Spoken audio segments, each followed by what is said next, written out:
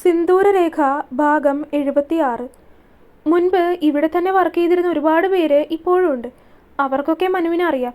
എങ്കിലും ഒരുപാട് പുതിയ സ്റ്റാഫുണ്ട്. അവർക്ക് വേണ്ടിയിട്ടാണ് അവൻ സ്വയം പരിചയപ്പെടുത്തി കൊടുത്തത്. And today onwards I and Madhav will be handling the management together. അതുകൂടി അവൻ പറഞ്ഞു വെച്ചു. എല്ലാവരും പരസ്പരം എന്തൊക്കെയോ പറയുന്നുണ്ടായിരുന്നു. എങ്കിലും അതൊന്നും കാര്യമാക്കാതെ മനു ഗൗരവത്തിൽ വീണ്ടും തുടർന്നു. And that's all for today's meeting. Thank you. You can go now. അവൻ പറഞ്ഞതും എല്ലാവരും മീറ്റിംഗ് റൂമിൻ്റെ പുറത്തേക്ക് ഇറങ്ങി. അവിടെ ഉണ്ണിയും മനുവും മാത്രം ബാക്കിയായി. അവനെ ഇവിടെയാണോ അല്ലെങ്കിൽ അവിടെയോ? എല്ലാവരും പോയി കഴിഞ്ഞതും ഉണ്ണി വന്ന് മനുവിനോട് സംശയത്തോടെ ചോദിച്ചു. നീ ഇവിടുത്തെ കാര്യങ്ങളൊക്കെ നോക്കണം Unni. I will be there. അവനെയും അവിടുത്തെ ബ്രാഞ്ചിലേക്കാണ് ഞാൻ അപ്പോയിൻ്റ് ചെയ്യുന്നത്. മനു പറഞ്ഞതും ഉണ്ണി ഗൗരവത്തിലൊന്ന് മൂളി. ഇന്നവൻ ലാൻഡ് ചെയ്യും. എൻ്റെ ഒരു ഊഹം ശരിയാണെങ്കിൽ ഇന്നവൻ ഇങ്ങോട്ട് വരില്ല. നാളെ ആയിരിക്കും ജോയിൻ ചെയ്യാൻ പോകുന്നത്. മനു പറഞ്ഞതും ഉണ്ണി തലയാട്ടി.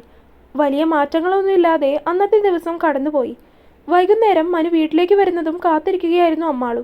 അമ്മാളു മാത്രമല്ല, അമ്മയും അങ്ങനെ തന്നെ അവനെ കാത്തിരിക്കുമായിരുന്നു. കാറ് ഗേറ്റ് കടന്ന് അകത്തേക്ക് വരുന്ന ശബ്ദം കേട്ടപ്പോൾ തന്നെ അമ്മാളു ഉമ്മറത്തേക്ക് ഓടിയെത്തിയിരുന്നു.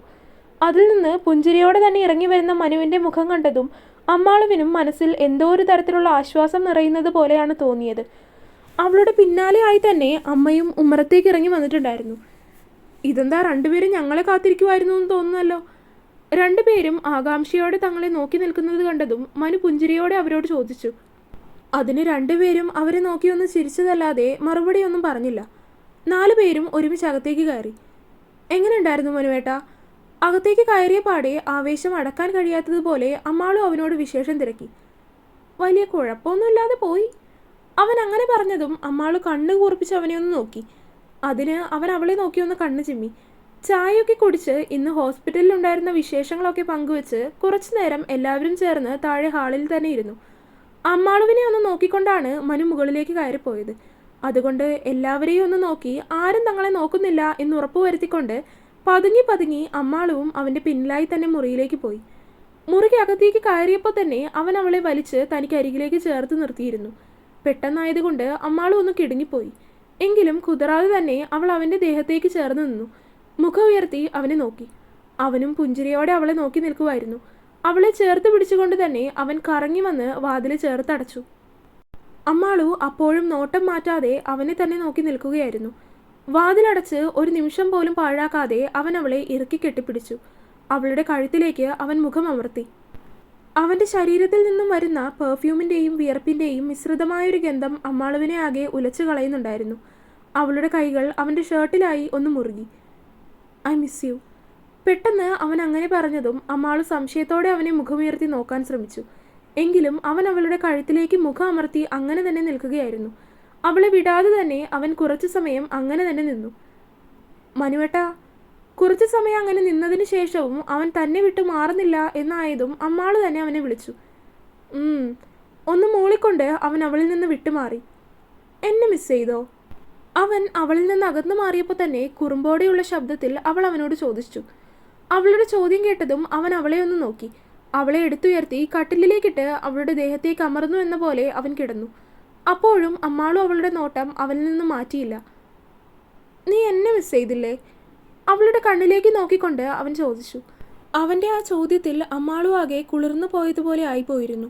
എന്തോ ഒരു പ്രത്യേകത പോലെ, തന്നെ ഒന്നാകെ ഉലച്ചു കളയും പോലെ ഒരു ശബ്ദം.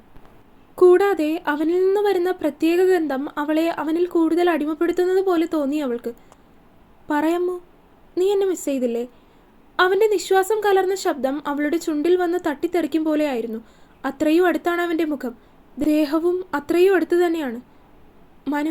മനുവേട്ടാ, പറയമ്മോ. ഞാൻ നിന്നെ മിസ് ചെയ്തു. അവിടെ ഇരിക്കുമ്പോൾ നീ കൂടെ ഉണ്ടെങ്കിലെന്ന് ഞാൻ ആഗ്രഹിച്ചു. മനു പറയുമ്പോൾ അമ്മാളും ആകെ പൂത്തുലഞ്ഞതുപോലെ ആകുന്നുണ്ടായിരുന്നു. ആകെ മുഴുവൻ വല്ലാത്തൊരവസ്ഥ. തനിക്ക് തൊട്ടടുത്തായിട്ട് കാണുന്ന അവൻ്റെ മുഖം ആകെ അമ്മാളുവിൻ്റെ കണ്ണുകൾ പാഞ്ഞു നടന്നു. ഒടുവിൽ അവൻ്റെ കണ്ണുകളിൽ ആ നോട്ടം തിരികെ എത്തിയപ്പോൾ അവൻ്റെ നോട്ടം തൻ്റെ ചുണ്ടുകളിലേക്കാണെന്നത് ഒരു നടുക്കത്തോടെ അമ്മാളു തിരിച്ചറിഞ്ഞു. അവൾക്കൊന്ന് ചിന്തിക്കാനാവും മുന്നേ തന്നെ അവൻ അവളുടെ ചുണ്ടുകൾ ഒന്നാകെ തൻ്റെ ചുണ്ടുകളാൽ കോർത്തെടുത്തിരുന്നു. അവളുടെ കൈകൾ അവൻ്റെ ഷോൾഡറിൽ ഒന്ന് മുറുകി. അവനനുസരിച്ച് എപ്പോഴോ അവളും അവനെ തിരികെ ചുംബിക്കാൻ തുടങ്ങിയതും ഇരുവരിലും പ്രണയം അതിര് കവിഞ്ഞൊഴുകാൻ തുടങ്ങിയിരുന്നു. അവളിൽ അടിമപ്പെട്ടു പോയതുപോലെ അവൻ വീണ്ടും അവളുടെ ചുണ്ടുകളിൽ ചുംബിച്ചുകൊണ്ടിരുന്നു. ശ്വാസം തടസ്സമാകും എന്നായപ്പോൾ അവൻ്റെ മുഖം നിമിഷ നേരം പോലും കഴിയാതെ അവളുടെ മാറിന് നടുവിലേക്ക് അമർന്നു പോയിരുന്നു. ഞെട്ടലോടെ അമ്മാളു കണ്ണുകൾ വലിച്ചു തുറന്നപ്പോഴേക്കും അവൻ്റെ ചുണ്ടുകൾ അവിടെ അമരുന്നത് അമ്മാളു തിരിച്ചറിഞ്ഞു. തുറന്ന കണ്ണുകൾ അതുപോലെ തന്നെ കൂമ്പി അടഞ്ഞുപോയി. അവിടെ നിന്ന് തൻ്റെ കഴുത്തിലേക്ക് ഇഴഞ്ഞു കയറിയ അവൻ്റെ മുഖം അവളെ വേറെ ഏതോ ലോകത്തേക്ക് എത്തിച്ചിരുന്നു. മനുവേട്ട! അവൻ്റെ പ്രവൃത്തി അവളെ തളർത്താൻ തുടങ്ങിയപ്പോൾ ഏങ്ങലോടെ അവൾ അവനെ വിളിച്ചുപോയി. ആ വിളിയിൽ അവളുടെ കഴുത്തിലാകെ അലഞ്ഞു നടന്നിരുന്ന അവൻ്റെ ചുണ്ടുകൾ നിലച്ചു. മുഖമുയർത്തി അവളെ നോക്കുമ്പോൾ അവൻ കാണുന്നത് കണ്ണുകളടച്ച് തൻ്റെ ശ്വാസഗതിയെ നേരെയാക്കാൻ ശ്രമിക്കുന്ന അമ്മാളുവിനെയാണ്. അത് കാണെ തൻ്റെ മനസ്സിൽ നുരഞ്ഞു പൊന്തിയ വികാരങ്ങളെല്ലാം അടക്കി നിർത്തിക്കൊണ്ട് അവൻ അവളുടെ വയറിലേക്ക് മുഖം അമർത്തി വെച്ച് അങ്ങനെ തന്നെ കിടന്നു. പെട്ടെന്ന് അമ്മാളു ഒന്ന് ഉയർന്നു പോയി. എങ്കിലും അവൾ അങ്ങനെ തന്നെ അനങ്ങാതെ കിടന്നു. അമ്മു! കട്ടിലിൽ കിടക്കുന്ന അവളുടെ വയറിൽ തലവെച്ച് മുകളിലേക്ക് നോക്കി കിടക്കുവാണ് മനു. കുറച്ചു നേരമായി അങ്ങനെ തന്നെ കിടക്കുവാണ്. അതിനിടയിലാണ് അവൻ അവളെ വിളിച്ചത്. അവൾ മൂളിക്കൊണ്ട് വിളി കേട്ടു. നാളെ മുതൽ ഞാൻ വലിയൊരു കാര്യത്തിൻ്റെ ഇടയിലേക്ക് ഇറങ്ങിച്ചെല്ലാൻ പോവാണ്. Something like win or die. പെട്ടെന്ന് അവൻ അങ്ങനെ പറഞ്ഞതും അവൻ്റെ തലയിൽ തലോടിക്കൊണ്ടിരിക്കുകയായിരുന്ന അമ്മാളുവിൻ്റെ കൈകൾ നിലച്ചുപോയി. മനുവേട്ടാ, എനിക്ക് തെളിയിക്കണം Ammu. Who and how that patient died. ആരാണ് അനവധിയെ റേപ്പ് ചെയ്തത് എന്നെല്ലാം ഐ നീഡ് ടു നോ. സത്യം എന്താണെങ്കിലും അതെനിക്ക് പുറത്തു കൊണ്ടുവരണം അമ്മു. അവൻ പറഞ്ഞതും അമ്മാളും ഒന്നും മിണ്ടിയില്ല. തെറ്റ് ചെയ്തിട്ടില്ല, ജയിലിൽ കിടന്നിട്ടില്ല. എങ്കിലും അതെല്ലാം കാശിൻ്റെ ബലം കൊണ്ട് മാത്രമാണ്. പണമില്ലായിരുന്നുവെങ്കിൽ ഇന്നിപ്പോൾ മനുവേട്ടൻ ജയിലിലാണ്.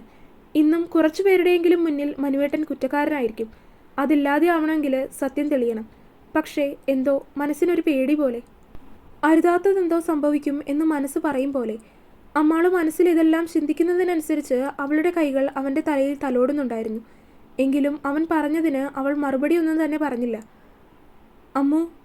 അവളൊന്നും മിണ്ടുന്നില്ല എന്ന് കണ്ടതും അവൻ അവളെ വിളിച്ചു. അങ്ങനെ തന്നെ അവൻ അവളുടെ ദേഹത്തു നിന്ന് തലയെടുത്ത് കമിഴ്ന്ന് കിടന്നുകൊണ്ട് അവളെ നോക്കി. വെറുതെ മുകളിലേക്ക് നോക്കി കിടന്നുകൊണ്ട് ഓരോന്ന് ആലോചിക്കുകയായിരുന്നു അമ്മാളു. അവൻ തൻ്റെ ദേഹത്തു നിന്ന് മാറിയതും അവൾ അവനെ നോക്കി. എന്താ ഞാൻ പറഞ്ഞതിനൊന്നും മിണ്ടാത്തത്? തെറ്റ് ചെയ്യാതിരുന്നിട്ടും കുറ്റക്കാരനാവേണ്ടി വന്നതാണ്. ആരാണ് തെറ്റ് ചെയ്തതെന്ന് കണ്ടുപിടിക്കുക തന്നെ വേണം. പക്ഷേ അവൾ അത് പറഞ്ഞുകൊണ്ടൊന്ന് നിർത്തി. പക്ഷേ അവൻ എന്താണ് അവൾക്ക് ഇനിയും പറയാനെന്നതുപോലെ അവളുടെ മുഖത്തേക്ക് നോക്കി ചോദിച്ചു. നാളെ മുതൽ മനുവേട്ടൻ എന്താണ് ചെയ്യാൻ പോകുന്നതെന്നോ എന്താണ് ഉദ്ദേശിച്ചിരിക്കുന്നതെന്നോ എനിക്കറിയണ്ട. പക്ഷേ അതെന്ത് കാരണം കൊണ്ടാണെങ്കിലും നിങ്ങളെ നഷ്ടപ്പെടുത്താൻ എനിക്ക് വയ്യ. അതുകൊണ്ട് വിൻ ഓർ ഡൈ വേണ്ട, വിൻ മാത്രം മതി. എന്ത് വില കൊടുത്താണെങ്കിലും എല്ലാം തീർത്ത് എൻ്റെ അടുത്തേക്ക് തന്നെ തിരികെ വന്നേക്കണം.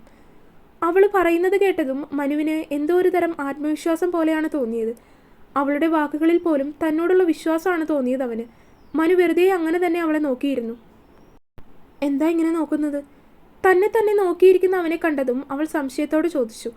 അതിന് അവളെ നോക്കി ഒന്ന് പുഞ്ചിരിച്ചുകൊണ്ട് അവളുടെ കൈ പിടിച്ച് അവൻ അവളുടെ ഉള്ളം കൈയിലായി ഒന്ന് ചുംബിച്ചു. I am lucky to have you. പെട്ടെന്ന് അവൻ അങ്ങനെ പറഞ്ഞതും അമ്മാളുവാകെ ഞെട്ടിയതുപോലെ ആയിപ്പോയി.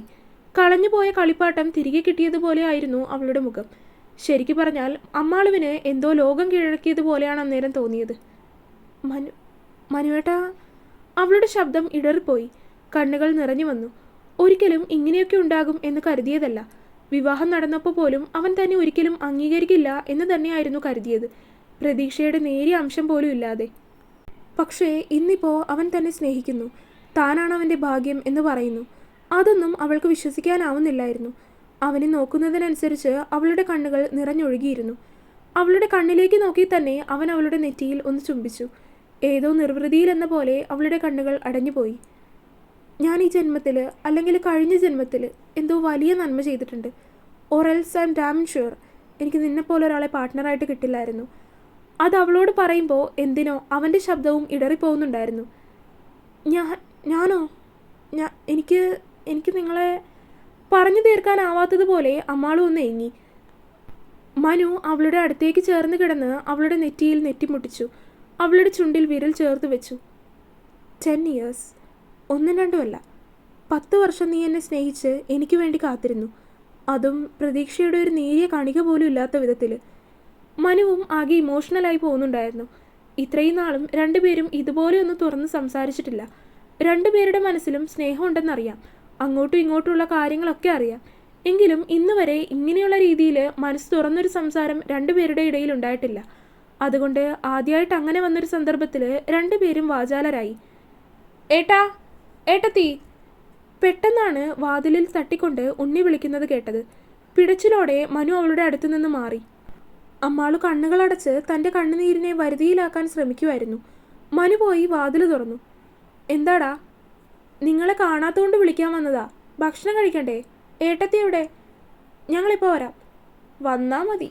ഇത്രയും നേരമായിട്ടും ഹോസ്പിറ്റലിൽ പോയപ്പോട്ട് ഷർട്ട് പോലും മാറാനായിട്ടില്ല. ഉണ്ണി അവനെ നോക്കി കളിയാക്കും പോലെ പറഞ്ഞപ്പോഴാണ് മനു അതിൻ്റെ കാര്യം ഓർത്തത്. ഇനിയിപ്പോൾ അവസരം കിട്ടുമ്പോഴൊക്കെ ഇത് പറഞ്ഞായിരിക്കും അവൻ കളിയാക്കാൻ പോകുന്നത്. നീ പോയടാ, ഞാനിപ്പോൾ വരാം. എൻ്റെ പാവമായ ഏട്ടത്തി കൂടെ കൊണ്ടുവന്നേക്കണേ എന്ന് മനുവിനെ കളിയാക്കും പോലെ പറഞ്ഞുകൊണ്ട് ഉണ്ണി തിരികെ ഹാളിലേക്ക് തന്നെ നടന്നു. മനു സ്വയം തലക്കടിച്ചുകൊണ്ട് മുറിയിലേക്ക് തന്നെ കയറി. തുടരും. അപ്പോൾ വീഡിയോ കണ്ടവരെല്ലാവരും വീഡിയോ ലൈക്ക് ചെയ്യുക. നിങ്ങളുടെ അഭിപ്രായങ്ങൾ എന്തായാലും അത് കമൻറ്റായിട്ട് അറിയിക്കുക. ചാനൽ സബ്സ്ക്രൈബ് ചെയ്യാത്തവരൊക്കെ സബ്സ്ക്രൈബ് ചെയ്യുക. അടുത്ത പാർട്ടായിട്ട് നാളെ വരാട്ടോ. ബൈ.